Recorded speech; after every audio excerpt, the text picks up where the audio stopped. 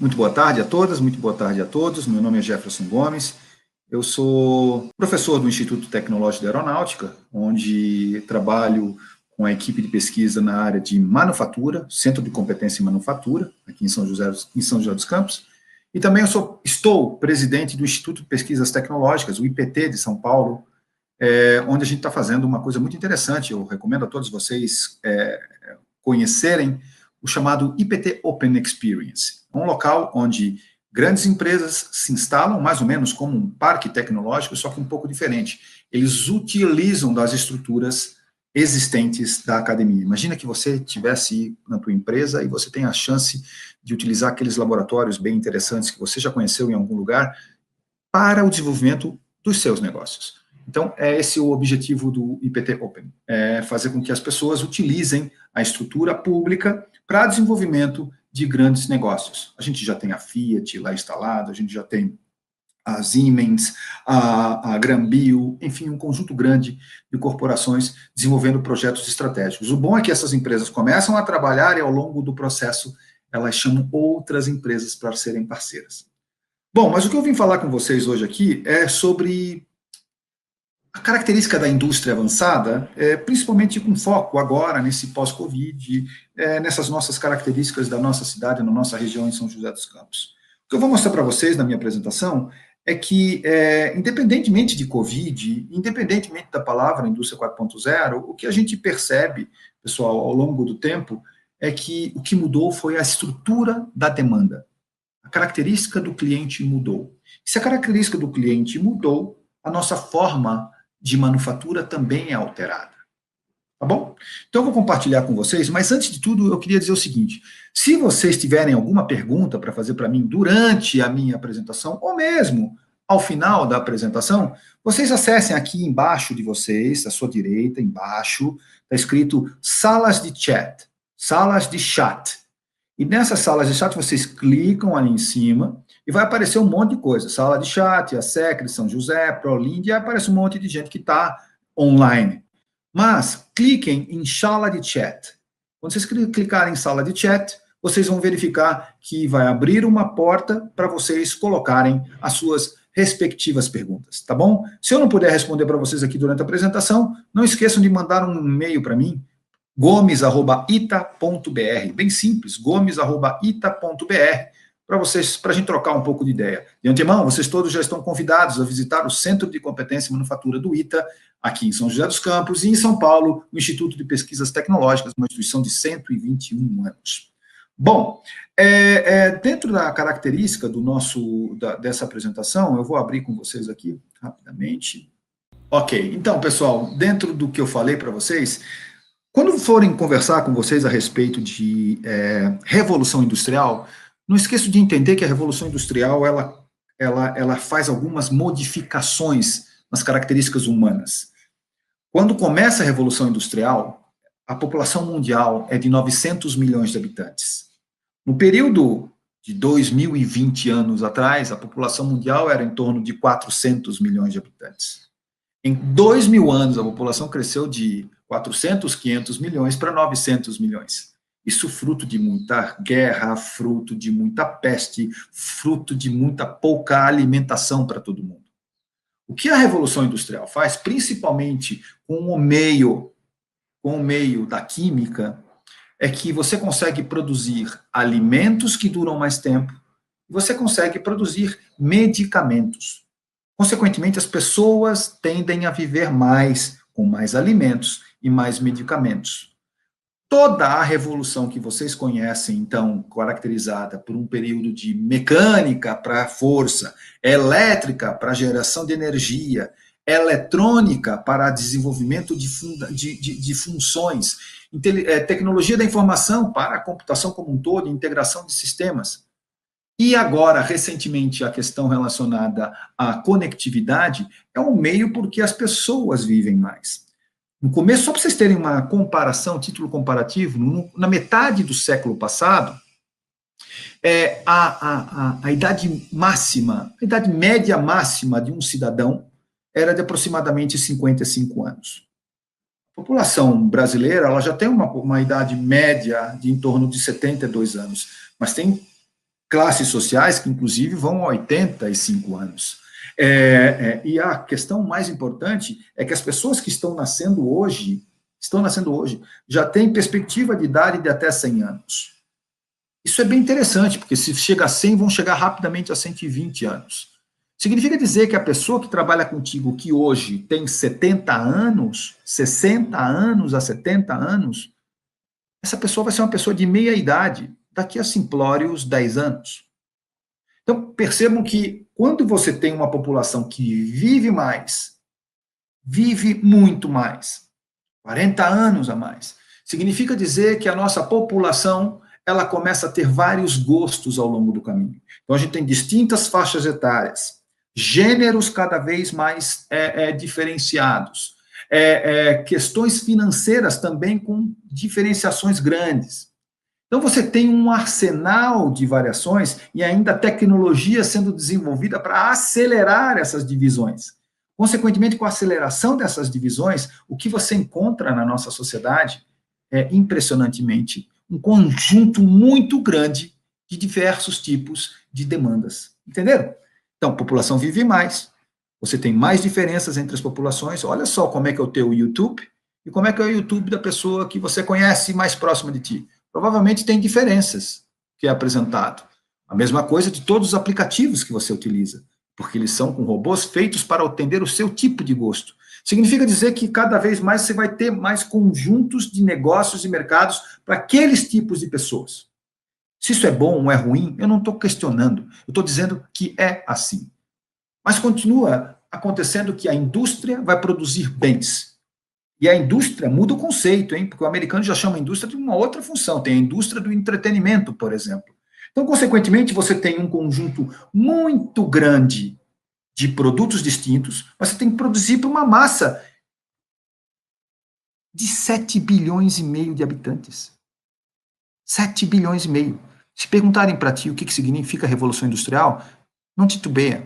Revolução Industrial é aquela que fez uma população pular de 900 milhões de habitantes para 7 bilhões e meio. 6 bilhões e meio de habitantes não ia ser de graça, ia dar mais confusão, mais mercados distintos, consequentemente a nossa indústria tem que ser mais flexível. E se você fez um curso relacionado a questões de engenharia, você sabe que quanto mais flexíveis são os sistemas, menos rigidez eles têm. Significa mais complicado é o processo, mais tecnologias você tem que desenvolver e aplicar. Significa que é mais complicado, sim. Significa dizer que indústria 4.0 é uma indústria que é caracterizada para ser em massa, customizada para distintos tipos de demanda. Portanto, é uma indústria, sim, mais complicada de se fazer. E isso independente de Covid. Isso já ia acontecendo, porque, curiosamente, 2019 foi a marca em que o número de pessoas com mais de 60 anos foi o mesmo número de pessoas com menos de 5 anos no planeta. É essa a nossa pirâmide, não é mais pirâmide, é um barril, né? É um barril de taxa de natalidade. E o Brasil tem uma das menores taxas de natalidade existentes hoje, é abaixo de 2, é 1,8. Então o Brasil tem uma população grande, mas que procria pouco, em termos práticos. E todos os países, quanto maior o índice de desenvolvimento humano de uma população, menor a taxa de natalidade. E isso é importante para ficar claro. E significa que a população também aumenta a vida. Aliás, diga-se passagem, se você tem uma melhor característica de qualidade de vida humana, o que todo mundo observa em todos os países é que aumenta o índice de qualidade de vida, diminuem as características de sistemas ambientais.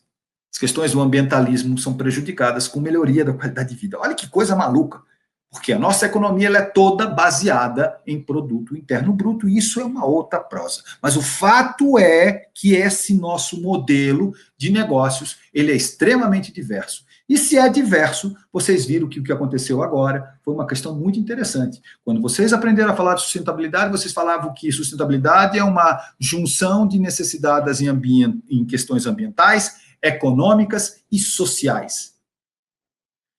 Mas você não dava bola para isso, né? Ninguém dava bola para isso.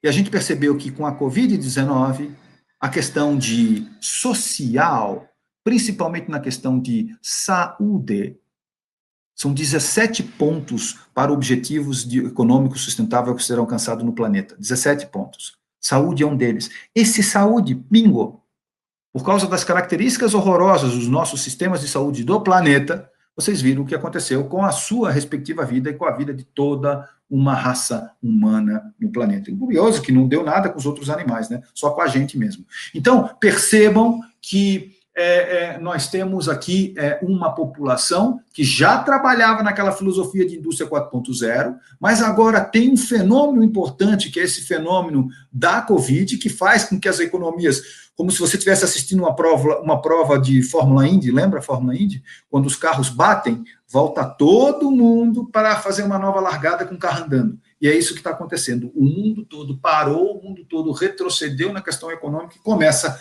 a soltar, e aqueles que estiverem mais bem preparados vão conseguir suprir a largada. Nós, em São José dos Campos, sentimos claramente o impacto dessa Covid. Os nossos setores fortes, setor aeroespacial, setor de óleo e gás, setor industriais, né, como produção de automóveis. Esses setores, se vocês forem olhar a integral aqui para baixo, sentiu barbaramente as grandes perdas provocadas por essa esfriada na economia mundial. Portanto, se isso aconteceu, como é que eu consigo, dentro de um conhecimento já pré-agregado que eu tenho, como é que eu consigo tocar em frente o meu barco? E aí tem uma outra característica importante: as empresas foram compenetradas, foram forçadas a tentar trabalhar com um aspecto entre economia, o aspecto econômico, com saúde humana, sendo que nenhum dos dois estão em melhores condições. Então, são vários protocolos que você tem que fazer. Lá no IPT, por exemplo, nós testamos pessoas a cada 15 dias. Todos os trabalhadores são testados a cada 15 dias, de modo que você possa fazer um controle, obviamente com todas as características, mas se percebe que isso abala claramente o processo natural de produção dos componentes. Tudo é muito diferente do que era antes. Consequentemente, as empresas têm 5 R's agora que elas estão, todas as empresas estão trabalhando. Muito provavelmente a sua empresa também está fazendo uma coisa, que é resolução de problemas agora, resiliência para resolver, retorno de todos os trabalhadores, reimaginação dos seus respectivos negócios e reforma das suas atividades. Isso qualquer empresa está fazendo no mundo todo, e se você não está fazendo, saiba que tem algum tipo de problema acontecendo contigo, porque o bicho vai pegar daqui a pouco para você. Mas dentro desses cenários extremamente catastróficos que a gente tem visto, quais são as oportunidades que a gente tem percebido nessa questão? Uma oportunidade clara que a gente tem visto é que certas coisas, elas vão continuar existindo. A mobilidade é uma que, particularmente para as cidades do mundo, que são, via de regra, tirando algumas cidades europeias, americanas, via de regra, as cidades do mundo são cidades caóticas. Sistemas de transporte caóticos. Aqui no Brasil, além de cidades serem caóticas, você também tem a logística complicadésima. Para vocês terem uma ideia, no Brasil são abatidos aproximadamente 15 milhões de frangos por dia. Frango, pegar um frango, coisa que você come todos os dias. Frango, tá bom? São abatidos 15 milhões de frangos por dia. Você tem ideia do que é isso? 15 milhões? Bom, um ciclo de vida de um frango é de 45 dias. Um frango pode viver anos, mas como é produto, o ciclo de vida do frango é de 45 dias. Um frango, para ser colocado no mercado, ele tem 1,8 kg. Para produzir 1 kg de frango, você precisa de 1,6 kg de milho, mais ou menos. Significa que para produzir 1,8 kg de frango, você precisa aproximadamente 3 kg de milho. Significa que se são abatidos 15 milhões de frangos por dia, just in time vão para as empresas que fazem o tratamento dos frangos, just in time vão aproximadamente 45 milhões de quilos de milho por dia. Se isso é vero, 45 milhões de quilos de milho por dia, somente num estado como Santa Catarina, que é um estado pequeno e tem muita produção de frango, lá andam pelo estado, em estradas que não são duplicadas, andam pelo estado aproximadamente 5 mil carretas de milho. Gente, eu peguei só um setor do agronegócio, pequenininho, que faz rodar 5 mil carretas de milho do Mato Grosso, do norte do Paraná, do oeste do Paraná, para Santa Catarina todos os dias. Então percebam que a questão da mobilidade, tanto das pessoas no seu dia a dia, quanto o transporte existente, e não é trivial, ele está passando por profundas mudanças. Materiais mais leves, materiais mais funcionais, a relação entre individual e coletivo, aquilo que era coletivo necessariamente agora está começando, voltando a ser individual, e você planeja cidades, sempre tenta planejar as cidades para o coletivo, e o que não consegue planejar o individual toma espaço, mas como é que o individual está tomando espaço em relação ao coletivo agora? Como é que a gente faz uma coisa dessa? Como é que a gente projeta? Se você vai ter posse, se você vai ter compartilhamento de estruturas. E na área aeronáutica, como é que é feita a sanitização de aviões e aeroportos? Quais são os novos negócios relacionados a isso? Existem possibilidades de mudanças? Será que são necessários outros tipos de filtros? O ITA, por exemplo, está pesquisando um desenvolvimento de um filtro específico para capturar vírus de Covid no ar. Isso, dentro de aeroportos, faz toda a diferença. Então, percebam que dentro dessa característica existente, a partir dessa característica existente, o que a gente tem percebido é que outras oportunidades relacionadas, por exemplo, à questão de energética para essa mobilidade existir, ela tem sido colocada como fonte importante. Por exemplo, só vou dar um caso prático para vocês. Nós produzimos etanol a partir da cana-de-açúcar, obviamente, e do milho ou da beterraba, né, do planeta todo. O que é interessante de dizer é que o que a gente percebe é que a gente compete com alimento quando faz uma coisa dessa. Pois bem, empresas brasileiras estão desenvolvendo técnicas extremamente competitivas para substituir, por exemplo, as questões de cana-de-açúcar por palha de cana, palha de arroz, na mesma proporção que se produz cana-de-açúcar. Aliás, em passagem, na área de cana-de-açúcar, a gente consegue produzir 4 vezes mais cana-de-açúcar do que uma área em comparação com o que a gente tinha anteriormente, há simplórios 20 anos atrás. Portanto, a matriz de automóveis, aqui, a matriz de combustível aqui no Brasil, a matriz de carro elétrico é a matriz do etanol. E se fosse do automóvel elétrico, nós temos energia suficiente para essa demanda específica? Fazendo um simples análise, no planeta são produzidos aproximadamente 100 milhões de automóveis por ano, sendo que 3 milhões, em época boa, aqui no Brasil, são produzidos. Esse ano a gente vai produzir com a Covid aproximadamente 1 milhão e 700. Mas perceba que se a gente crescer o país 3% ao ano durante 4 anos, se o PIB brasileiro crescer 3%, depois 3%, depois 3%, depois 3%, a gente chega em pleno emprego. E vocês repararam quando a gente tinha pleno emprego que a gente tinha um problema muito sério de geração de energia. Imagina que você coloca uma frota de milhões de automóveis elétricos. De onde vem essa energia? Portanto, se a gente é reconhecido em algum lugar do mundo, é reconhecido pela nossa biodiversidade. Com certeza o Brasil é reconhecido pela sua biodiversidade. E se ele trabalha com biodiversidade, ele pode usar isso como grande fonte de renda. Esse é um fato importante. A gente pode pensar de uma maneira muito mais clara, nós temos as energias mais limpas do planeta para trabalhar. Então, percebo que a Covid e o mundo como ele está, com essa quantidade de gente, com essa variabilidade de mercado, ele empurra esse tipo de situação. Isso nos leva à aplicação das chamadas tecnologias exponenciais. Vocês já devem ter ouvido falar muito de tecnologias exponenciais. Drones, wearables, que são botar os sensores em roupas, ou mesmo subcutâneos, que você pode imaginar lá para frente, cidades inteligentes, a base de banco de dados, de inteligência artificial, enfim, tudo isso que vocês já devem ter ouvido dizer. Mas como é a nossa capacidade aqui no Brasil para aplicar esse tipo de lógicas? Será que a gente tem capacidade? Quando você olhar o mundo de uma maneira muito simples, muito direta, você vai perceber rapidamente que digitalização é um dos assuntos mais importantes sendo colocados hoje como as questões da indústria 4.0. Mas é importante que você veja que tecnologia por si só não serve para nada. A gente só vai entender o uso de tecnologia se a gente resolver problemas e se a gente traduzir essas características no faturamento da corporação.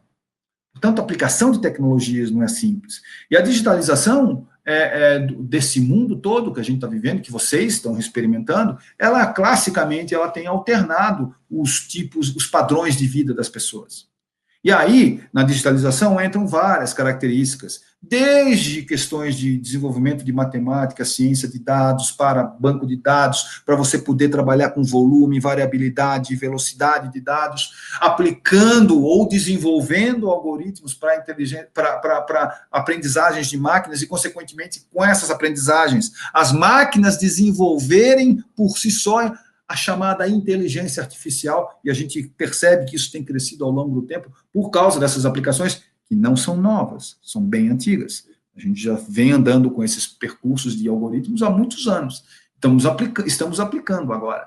Isso tudo leva à conclusão que a gente percebe que precisa compreender um pouco mais sobre tecnologias. Por exemplo, se você vai desenvolver uma empresa digital, a gente chega à conclusão de uma empresa digital que a grande diferença que você tem em relação àquela nossa fábrica convencional, vocês reparem aqui o nosso formato, isso aqui é uma sala de aula, né? Não, não é uma sala de aula, é um departamento de planejamento e controle da produção, ou um departamento de contabilidade de um setor. Que engraçado, é o nosso mesmo formato de educação, todos num determinado espaço já confinado. Mesma coisa, a produção do automóvel sendo feita de Ford, que surgiu, diga-se de passagem, o automóvel de Ford já existia, os automóveis existiam há mais de 30 anos. O automóvel de Ford surge para resolver um problema de saúde pública. A gente fala de ambiente, mas o automóvel de Ford surgiu para resolver um problema de saúde pública, porque a cidade de Londres, a cidade de Nova York, essas cidades tinham cerca de 700 mil cavalos. E 700 mil cavalos, ou Londres, 400 mil cavalos, Nova York, 700 mil cavalos. 400 mil cavalos, cada cavalo gera 17 quilos de estrume por dia. Você tem ideia de quantidade de estrume que era gerado nas ruas todos os dias?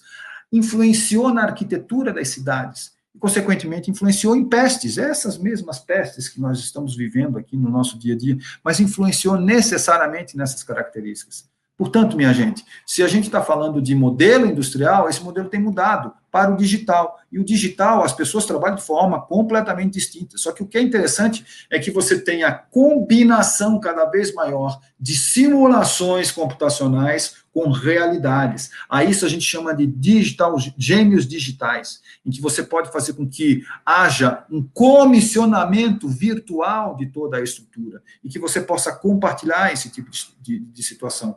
Isso pode não ser representativo para você agora, mas será daqui a muito pouco tempo. Só para vocês terem uma ideia do nosso modelo tradicional, existe muita dúvida se o modelo do smartphone que você utiliza hoje, daqui a 5 anos, será o mesmo. Segundo Samsung, vai ser completamente distinto o modelo que você utiliza hoje, o smartphone, daqui a simplórios 5 anos. Aliás, se você acha que eu estou inventando, é importante você saber que no planeta, desses 7 bilhões e meio de habitantes, 3 bilhões e meio de pessoas têm algum tipo de contrato de trabalho.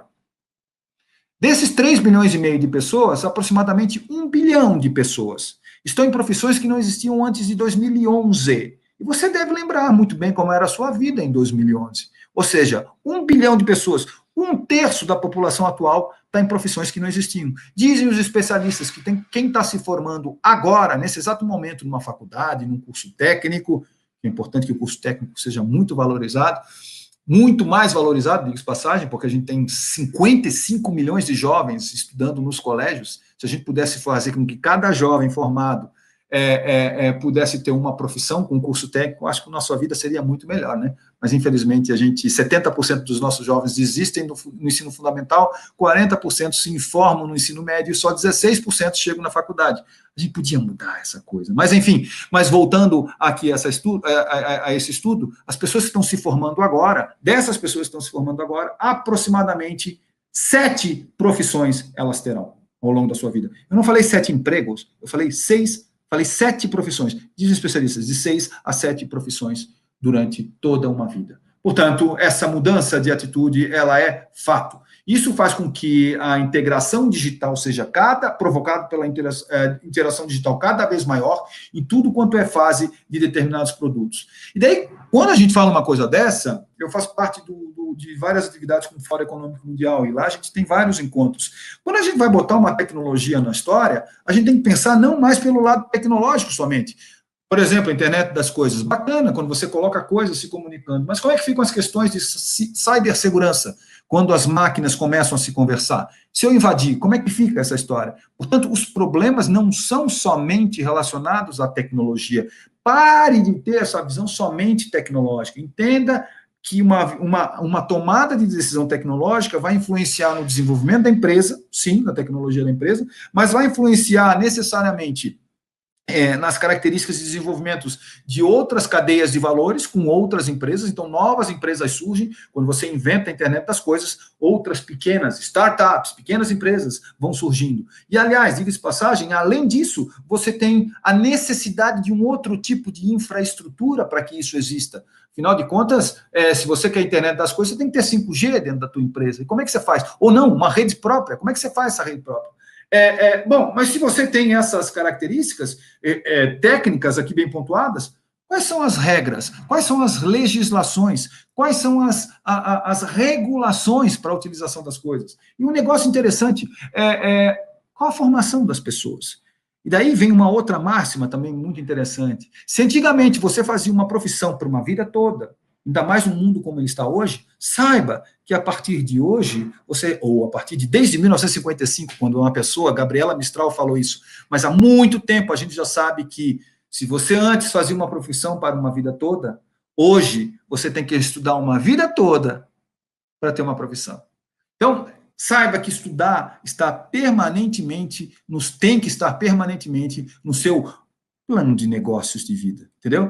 Então, dentro dessa lógica, só para a gente tentar entender o que é smart, o que é sensor, a junção entre sensor, mais processamento, mais ação, é importante a gente tentar verificar, não dessas maneiras mais abertas, assim, que a gente não compreende muito, está muito de fora. Vamos pegar no nosso dia a dia, vamos pegar uma caixinha de lixo. Nesse caixa de lixo você coloca na tua empresa tantas informações que você nem sabe o quanto esses lixos são pesquisados por pessoas mal intencionadas. Mas, enfim, o fato é que vamos encher esse lixo aqui e vamos fazer com que esses produtos, essas embalagens novas, que são utilizadas, elas levem a experiência do usuário, como tanta gente fala no design thinking, elas entendam da jornada do cliente. Bom, a embalagem vai entender da jornada do cliente e, no final das contas, ela vai ser jogada no lixo. Mas ela tem informações lá dentro. Vamos embarcar essas informações aqui, dessas informações foram colocadas como lixo, com um sistema de um sensor um sensor RFID, um sensor para pegar dados. E vamos fazer com que esse sensor esteja lá acoplado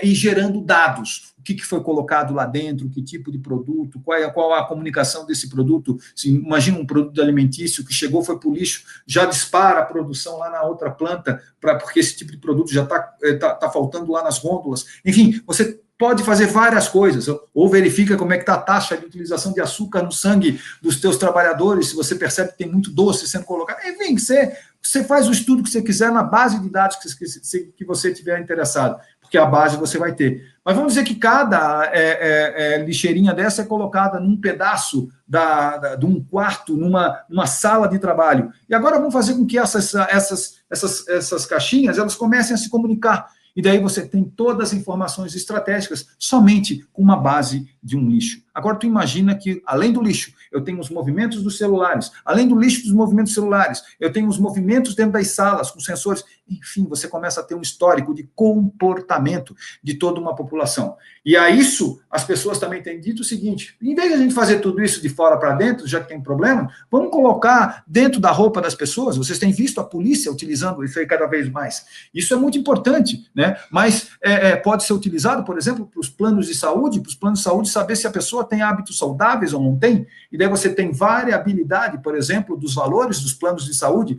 Quanto mais saudável for uma pessoa, isso é bom ou isso é ruim? Eu não sei se é bom ou se é ruim, se isso não influi na tua liberdade. Se você não quer ser saudável, o problema é seu, é teu direito de não ser saudável. Entende? Então, essas coisas têm permeado toda uma sociedade porque a gente tem conseguido dados extremamente importantes.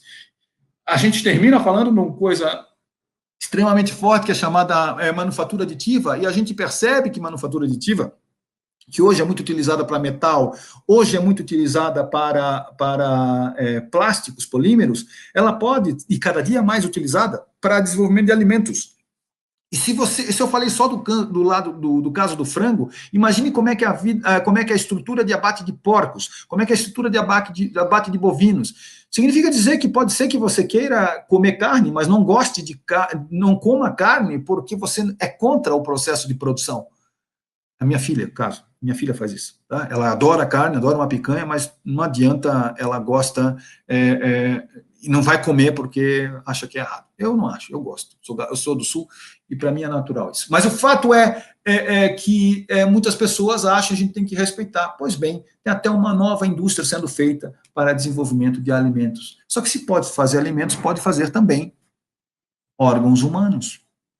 Né? Então, você percebe que tudo está sendo cada vez mais complexo da capacidade humana de trabalho.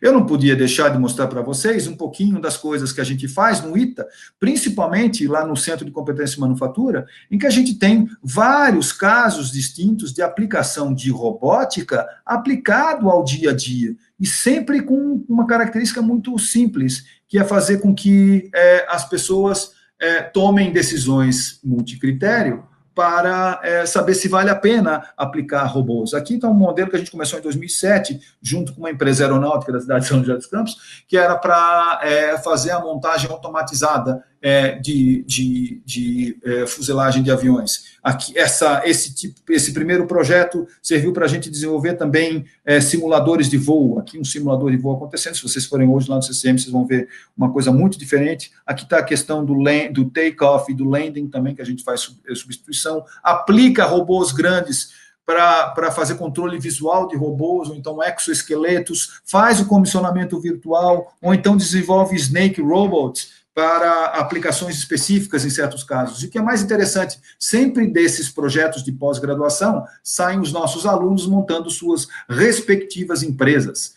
O que eu acho interessante nessa pegada é que, com o desenvolvimento dessas coisas, a gente começa a ter alguns tipos de desafios a serem contornados. Né? Aqui eu tenho, por exemplo, a aplicação da robótica autônoma, auxiliando, não é nem colaborativa, a robótica autônoma auxiliando um colaborador, que sou eu aqui, estou trabalhando, estou cheio de sensores aqui no meu corpo, para verificação de quanto que o meu batimento cardíaco muda, como é que a minha pupila dilata, enfim, se eu vou ter sudorese ou não vou ter sudorese, e a gente verifica que o robô, por inteligência artificial, ele começa a aprender, vai me dar um tranco na mão, e ele começa a aprender pelos meus sustos e pelos meus dados, ele começa a aprender a fazer com que eu goste dele, a que eu perca o medo de trabalhar com ele. A gente chama isso de robótica afetiva.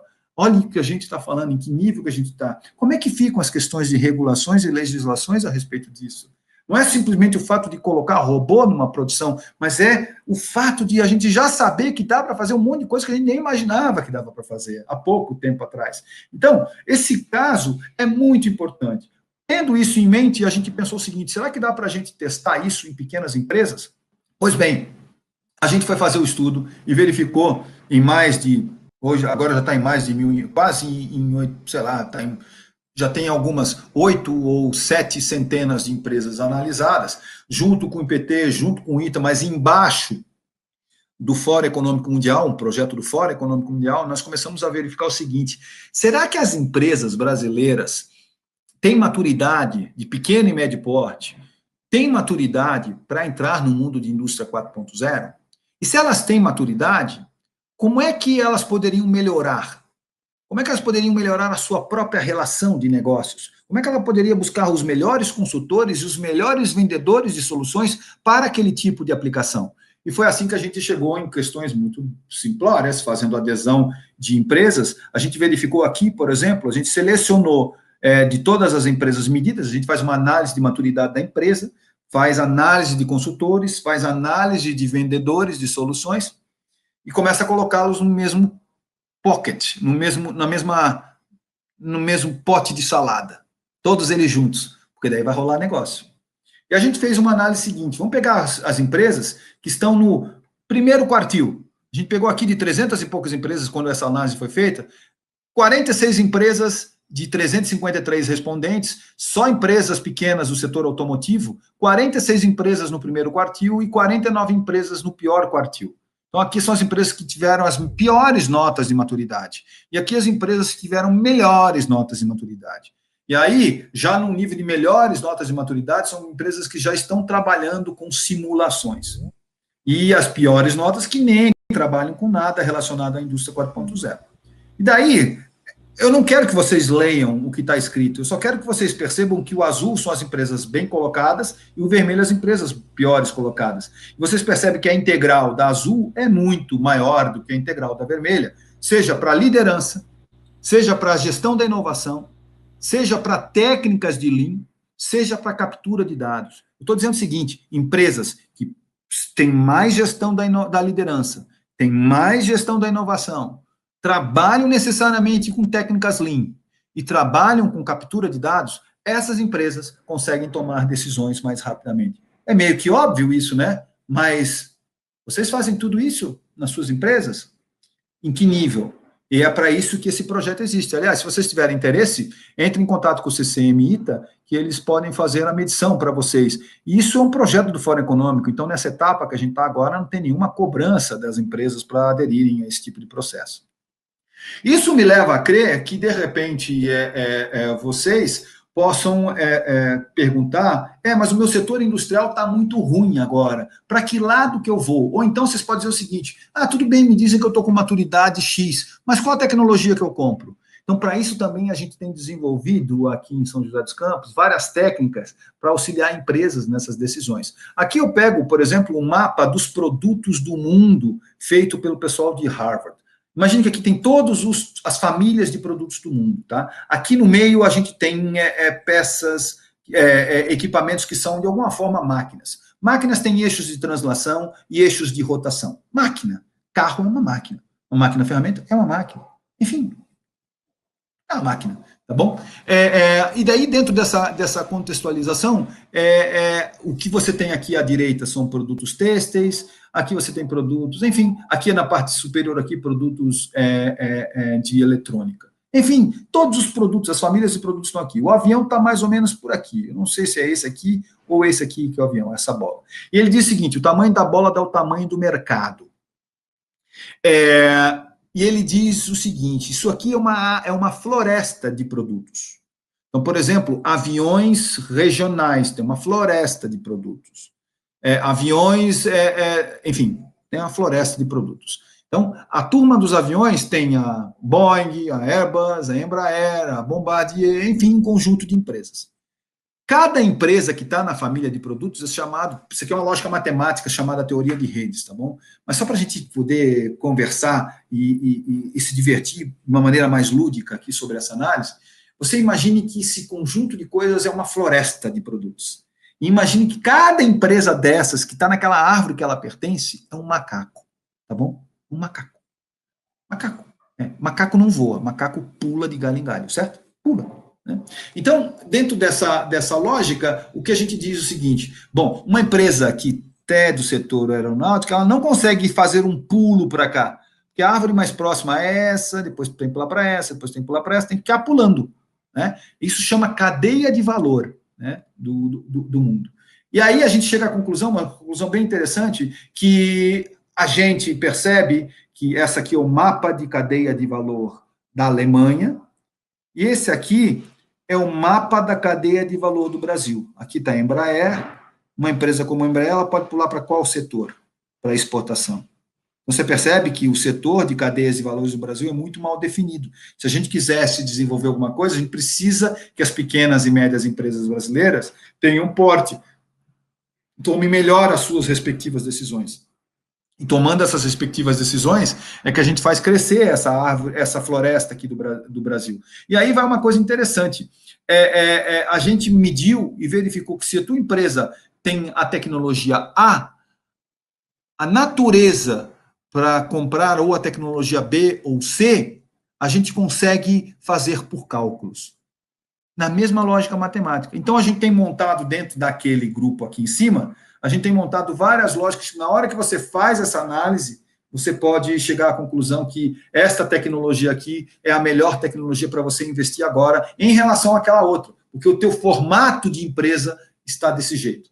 Isso tem auxiliado bastante, a ponto que uma grande corporação da área de computação já falou o seguinte, eu quero ajudar vocês a fazer uma plataforma digital, de modo que a pequena empresa, por exemplo, que tenha uma nota Imagina um Uber, você conhece como é que é o Uber, né? Todos nós conhecemos. Imagina que o Uber tem um motorista, tem uma respectiva nota.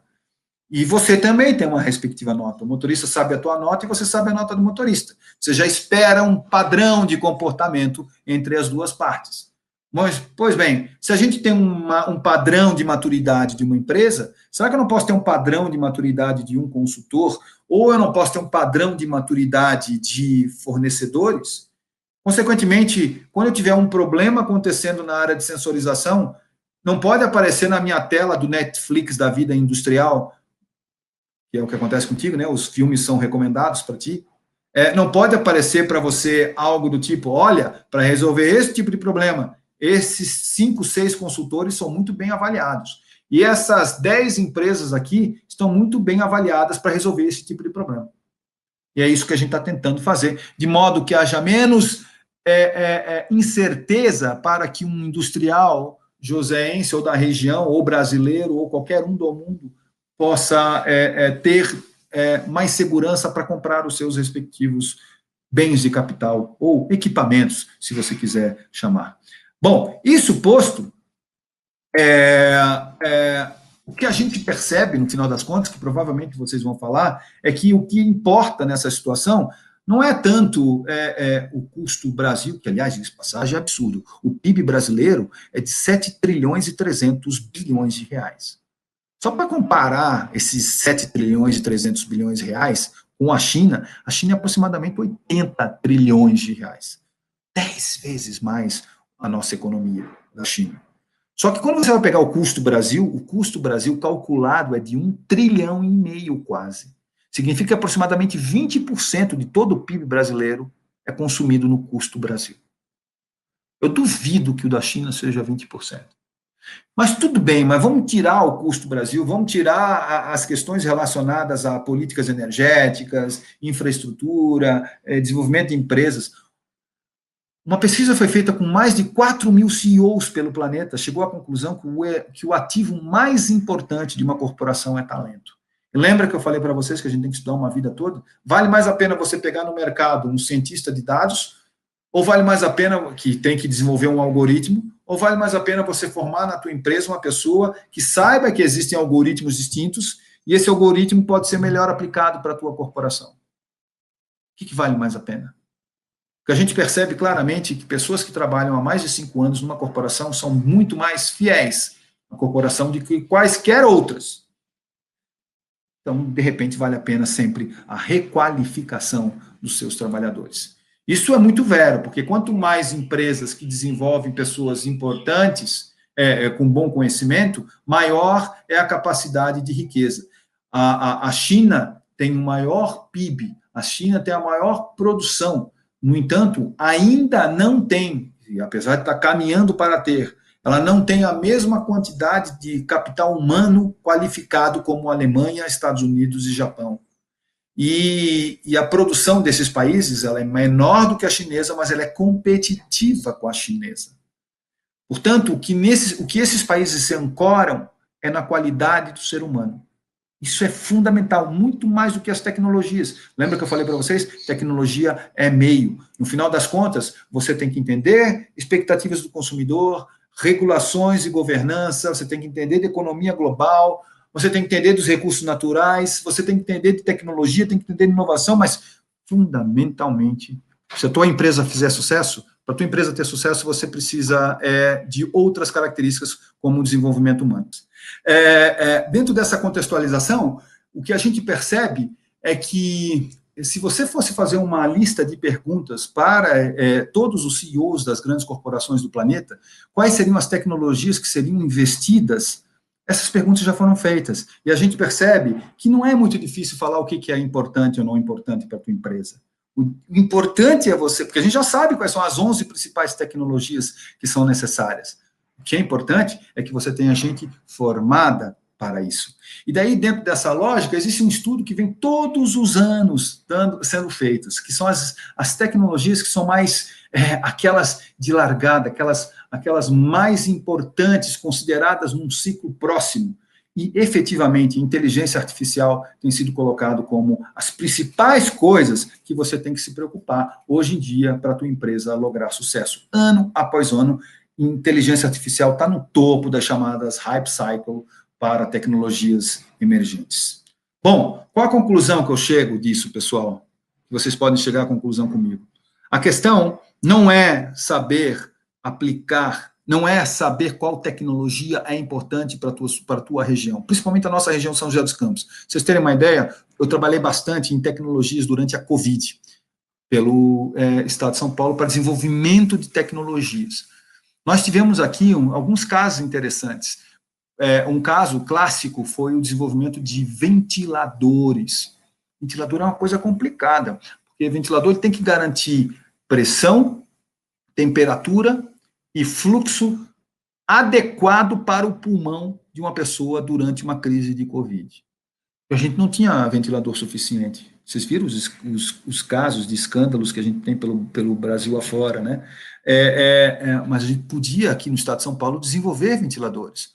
Grande parte das empresas produtoras de ventiladores estão no estado de São Paulo, mas a gente podia ter outras empresas. E, bom, para minha surpresa, uma grande empresa, uma excelente empresa da área de aeronáutica, chamada JHP, ela foi lá e desenvolveu com maestria um ventilador para isso. E você vai perguntar, mas, putz, ela é do setor aeronáutico? Sim, é do setor aeronáutico. Ela tem uma característica interessantíssima.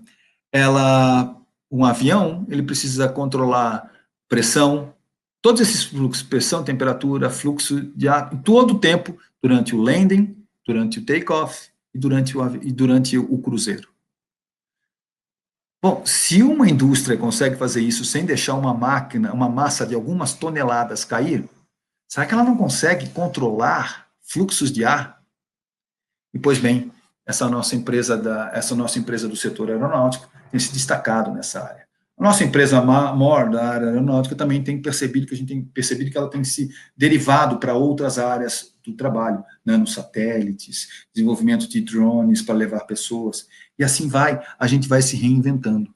Recentemente, a gente iniciou um trabalho com o pessoal lá do Reino Unido, que o nosso objetivo é desenvolver componentes eletromédicos para o Sistema Único de Saúde. Não só componentes eletromédicos, mas a questão de inteligência artificial, aplicando a um sistema como esse tão complexo, não só do Brasil, como o do próprio Reino Unido.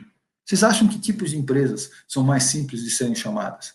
Aquelas que já têm conhecimento tecnológico agregado, ou aquelas que vão desenvolver? Mas quem é as que têm conhecimento tecnológico agregado? As que têm gente. Então, se você tem um ativo importante, não é tecnologia. Se você tem um ativo importante para ser tratado, é gente. Deixa eu interromper aqui o compartilhamento.